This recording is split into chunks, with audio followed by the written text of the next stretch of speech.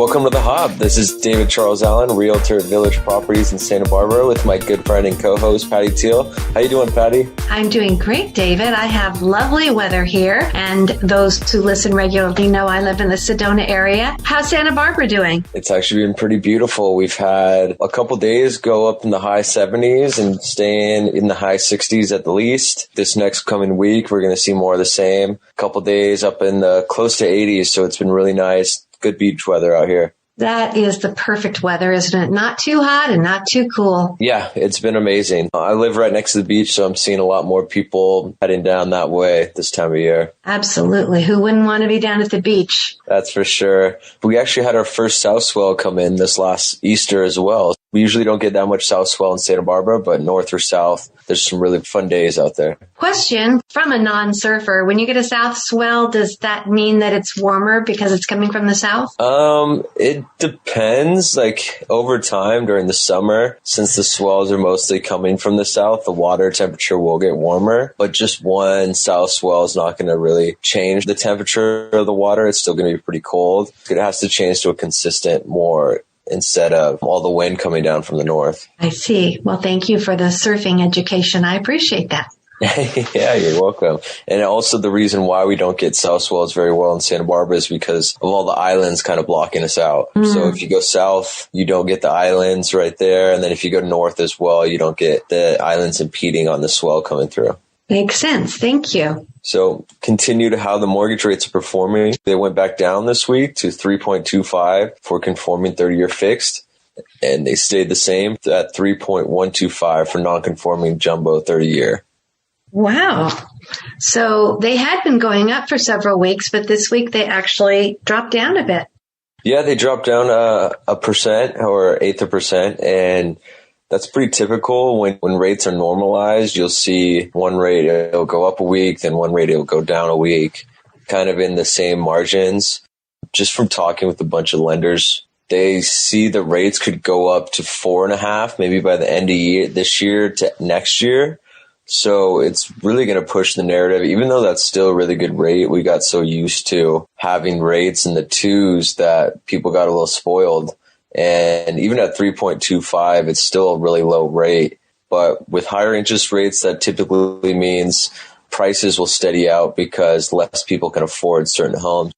And this market, kind of the new era of how everything's working, you really just don't know how that's going to impact everything. So we can move into how the stats have looked this last week too. We have 12 coming soon listings, 62 new listings, 8 price changes, 44 pendings, and 72 that closed. So again, we had more listings coming on that have went into escrow. So that's really great. Hopefully we keep building supply. People are getting more comfortable being able to list their home. This is usually the busiest time of year anyway. The spring and the summer, people really are ready to move on to their next step. They're finishing school or whatever the case may be. And this is the time where a lot of activity usually starts back up in terms of people listing their homes. Mm-hmm. So we'll see if that stays consistent this year or not. How are the pooches doing at home? Oh, the pooches are doing good. Today I had a meeting with someone from the Humane Society, and oh gosh, there's so many beautiful dogs at the Humane Society. I am not in the market for another dog. I have all that I can handle, but there was one in particular that my coworker may adopt. She was just beautiful. Probably, they think about 8 months old, and she was a husky with light blue eyes and just white and just the sweetest dog, a constant smile on her face and the tail just wagging. And there are so many amazing dogs in need of a home. I just urge people to go to your local Humane Society or organization like that if you're in need of a pet or you want a pet to love, because there are some beautiful animals. There really are. I know this past year, our Humane Society has like none. So we've actually been taking them in from other places. I don't know how it's looking now, but I know we had a very low amount of dogs available to adopt, which is great. It seems like a lot of people found it in their heart to take them home and kind of be with them during this time. So that's been great. That is great. And another thing is to be careful online buying a dog. If you don't see the dog, just be very, very careful, because that's another thing. People wanted to share their life and their hearts with the dog, but there are a lot of scams out there where people pretend they're selling a dog and they're not. So just beware of that. Yeah, that's very true. A lot of people selling dogs online that really don't even have dogs. And then you have a lot of dogs coming from really rough situations where you think you're getting like a purebred kind of dog. And it turns out it was raised in a very rough environment. And it is, just make sure you know who you're getting it from and kind of check in where it's coming from and try and keep the practice in good faith. Yeah, and one of the reasons we were visiting the Humane Society, I actually was recording an ad out there. They call it the Verde Valley Humane Society. My coworker had fallen in love with this project dog. Beautiful, beautiful animal, but came from a bad environment where it was mistreated along with children in the household. And at this point, they're medicating the dog to try to keep the dog calm, but nobody's been able to walk the dog yet. So in that case, it's a little harder. She's going to have to find somebody who can spend a lot of time helping her to get back where she should have been if she hadn't been mistreated. So it's kind of heartbreaking to see some of what the animals go through. Yeah, it's really sad to see. And I know being locked up and not being able to be walked doesn't help it anymore. It just makes it more anxious, I'm sure. Mm-hmm. So it's just sad how that kind of happens. And how people can do that to animals and all these beautiful beings on this planet. So yes, it's a tough sight, but someone's going to come along and be able to have the time and ability to be able to work through that dog. Yeah, I sure do hope so. And one thing, it is actual animal exercise month, canine exercise month coming up. Really call your Humane Society and see if they have volunteer programs to walk. Good for you and good for the pets. So walking a dog is just so good for all concerned. Yeah, that's a great idea. Yeah, I think even during this time, it's great to go out and be able to help dogs, even though you might not be able to take one in or foster one. All you can do is go help and show it some affection and give it some love, and you never know. Yes.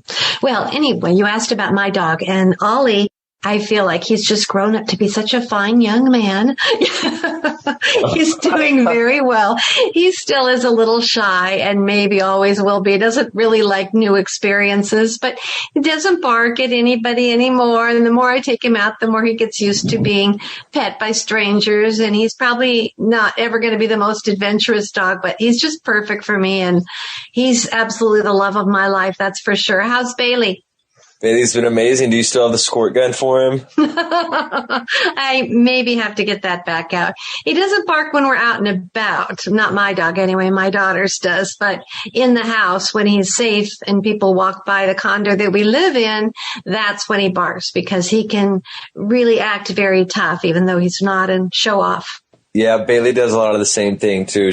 She'll act tough if someone's walking around or she sees somebody outside, but if she's actually outside walking around, you don't see her barking very much. Well, they're the same that way.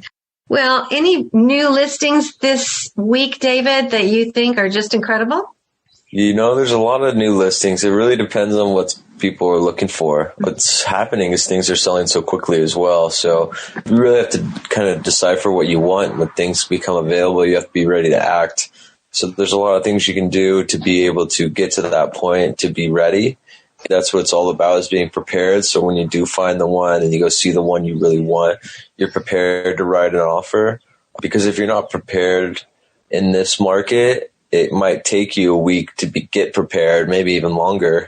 And by then it's already going to be sold. So preparation is key, and there's a lot of homes that are coming to market that are really nice. I don't have one particular in mind that I can say, but really depends what you're looking for. There's so many different lifestyles that can be had in Santa Barbara as well. You can have kind of a beach lifestyle. You can have more of a ranch lifestyle, valley lifestyle, and maybe more in the foothills a little bit more, or more you want downtown by the action. So there's a lot of different lifestyles to be had here, and it's really takes some time to kind of work through it if you're new to the area and really know what you want.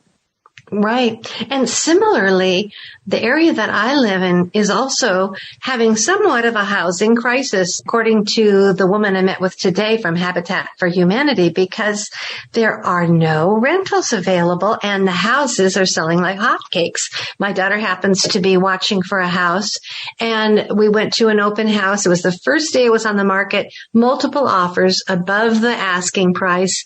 And then a second one, she actually put an offer in on, and it was above the asking price, but somebody beat her out on it. So it is a bit of an issue. While it's great that houses are selling for the sellers, it is a little disconcerting. It's very hard for people who need a place to live right now.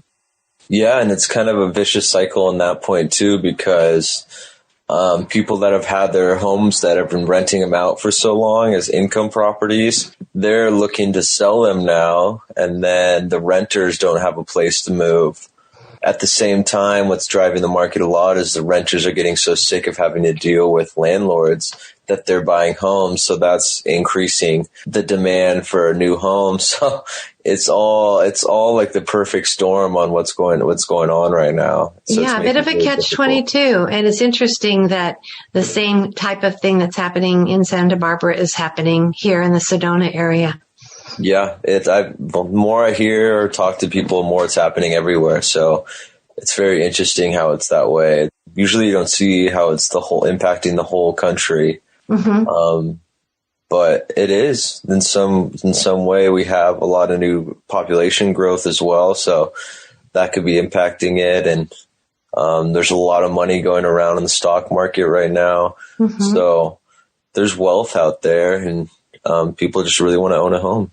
Right. And of course, probably being able to work from home, that seems to maybe be a permanent trend, so people can pick their home from cities that are maybe not where they typically had to work.